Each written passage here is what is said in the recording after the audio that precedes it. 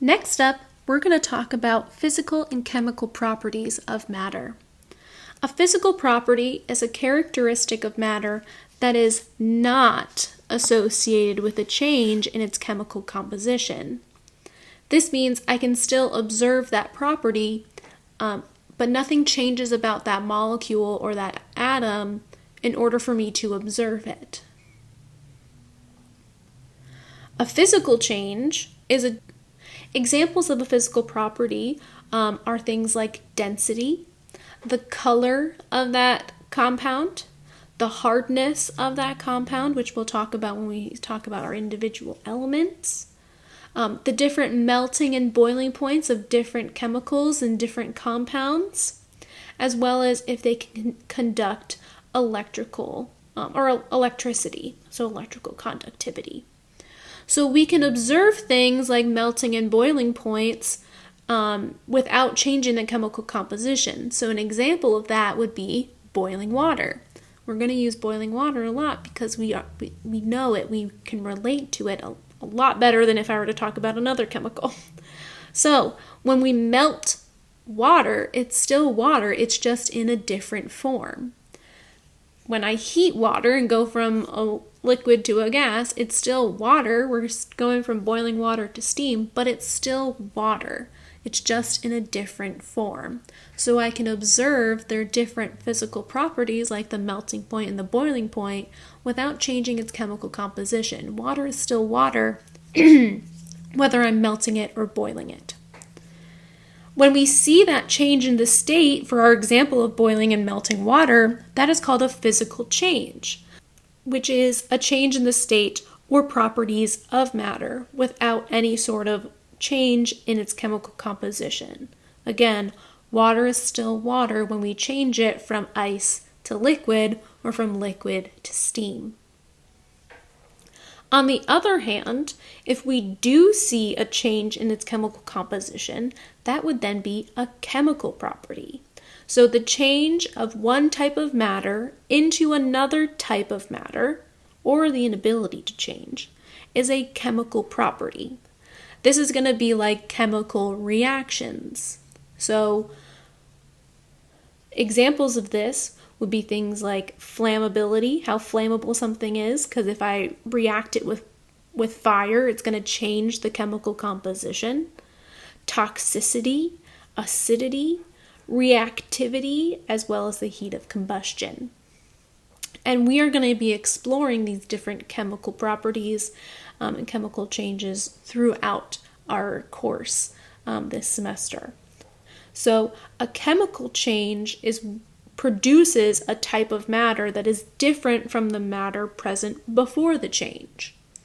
So in order to make the water that we're going to boil or melt or freeze or do something to, in order to make that, water had to be formed somehow. So in order to do that, we take H2 plus O2, which are both gases, and they turn into water. So my product here is water, but I didn't start with water on the other side. If we relate it to our chemical change or our physical changes in our physical property, water as a liquid, if I heat it up, turns into water as a gas. So if I compare these two chemical reactions here, for a physical property and a physical change, water is still my reactant and my product. Whereas in a chemical change and a chemical property, my product and my reactant are different chemicals, different compounds, different molecules, different elements. They are different from each other. So that's how we can distinguish a physical property versus a chemical property. So let's practice with this. So let's consider butter melting in a pan. So we have to think about, okay, when I melt butter, is it still butter? Is it still the same chemical compound that makes up butter, whether it's a solid or a liquid? Well, just changing from one phase to another, from a solid to a liquid, as we said in our previous, that's going to be a physical change. Butter is still butter, whether it's in solid or liquid form. Our other example is iron rusting, which we see a lot on buildings and statues and everything like that. We see iron rusting a lot. So iron rusting, when I have iron, it's reacting with the oxygen in the air, okay, or reacting with the oxygen in water if it gets wet. So something gets rusty when it gets wet. So what's actually happening is we're taking iron, we're reacting it with, let's say, oxygen, and we're getting out FeO, iron oxide, which is what rust is, iron oxide. So because my reactants are different from my products, this is then going to be a chemical change. Our final example looks at our molecular art again and says, does this molecular art represent a chemical change or a physical change? So let's look at what our reactants are. Well, we have these red elements here, which on our previous examples were O2. We then have this black and white molecule here. And when we move to our product side, we now see these red and white molecules, which are actually water from our previous examples. And then we see these red and black molecules, which from our previous example was CO2. So because we don't see these same things, these same molecules from our reactant side and our product side, this is going to be a chemical change.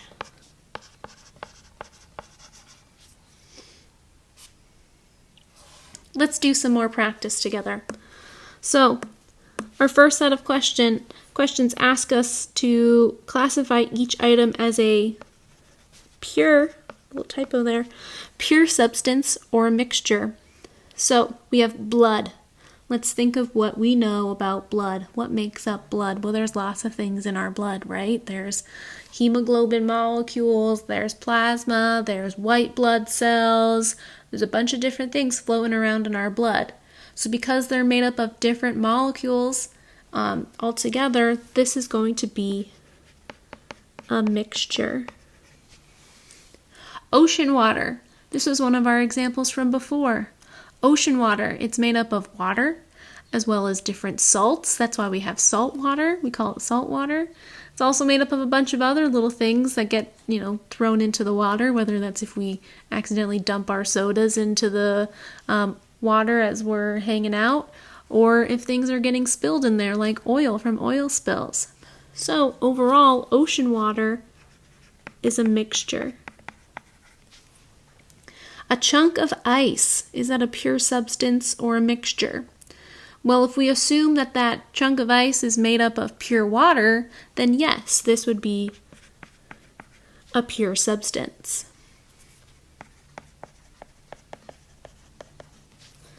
Now, if this was something like water from the taps in our houses, which we know is treated with other things, this could be also seen as a mixture because there's other things in our water that we could then use to make the ice. But for what we're doing in this course, we'll just think of water whenever we see water as being pure water. Our next set of examples ask us to classify each as an element or a compound. So, we have the gas inside of a helium balloon. Well, helium, as we may know just from existing in this world for many years, helium is an element. So, when I put that helium into my balloon, the only gas that's present in there is helium, and that's why it's able to float, because there's no regular air in that balloon. We've forced all of that helium into that balloon. Therefore, the gas inside of that molecule is pure helium, meaning the gas is an element. Rust on a nail. Well, we said this before, the rust is FeO, iron oxide, which is not an element because it's made up of two or more different elements. So this would be a compound. Table sugar, as we saw from our previous examples with glucose, well, sugar is made up of multiple types of glucose, fructose, and everything like that. So we said that this is made up of carbon, hydrogen, and oxygen, so that is two or more different elements, so this would be a compound. And finally, we have aspirin. Aspirin is not one of the elements that we find on the periodic table. Again, if you don't have a periodic table, you should print one out, because if you look on that periodic table, there will not be an element called aspirin. That is one of our headache medicines that we find in our medicine cabinets in our bathrooms. So this is a compound.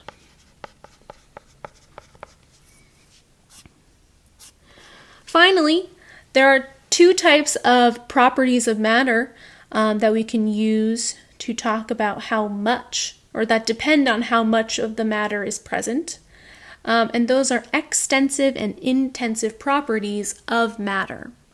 So, an extensive property depends on the amount of matter. So it depends on how much of that type of matter is present. Two examples of extensive properties are mass and volume. So because mass and volume are extensive properties which depend on the amount of matter, well, if I start off with 25 grams of water, and I add more water, if I increase the amount of water, well, the mass is also going to change. Okay, so because the mass changed when I changed the overall amount of that compound, it is then an extensive property. Mass is an extensive property. It depends on the amount of matter present. The same goes for volume. If I have 25 grams of water, and I increase that amount, in this example, to 50 grams of water, well, by adding more mass of water, I'm therefore adding more volume of water. So my volume is also going to change. So therefore, volume is an extensive property because the volume depends on how much of that matter is present. An intensive property is a property of matter that does not depend on the amount of matter. So it doesn't matter how much of that matter is present, the intensive property is going to remain constant for that type of matter. So a couple examples of this would be density, boiling point, and freezing point. So let's continue with our example of water.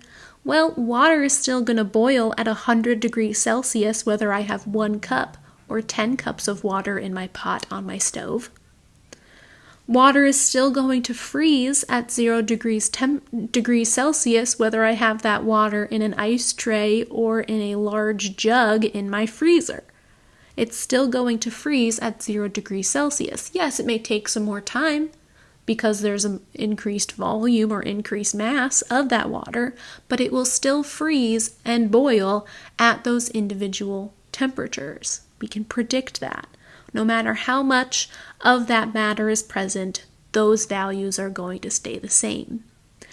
Density is something we're going to talk about in our next lesson, but it is an intensive property because the density of specific compounds goes unchanged regardless of how much we have of that matter, which we'll discuss a little bit more when we define density in our next lesson. So that concludes our lesson, our first lesson of General Chemistry 1, Chapter 1, Sections 1, 5, and 6.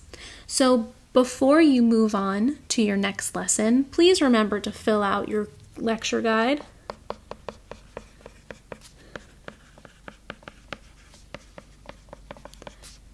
As well as complete your Lesson 1 ALEKS homework.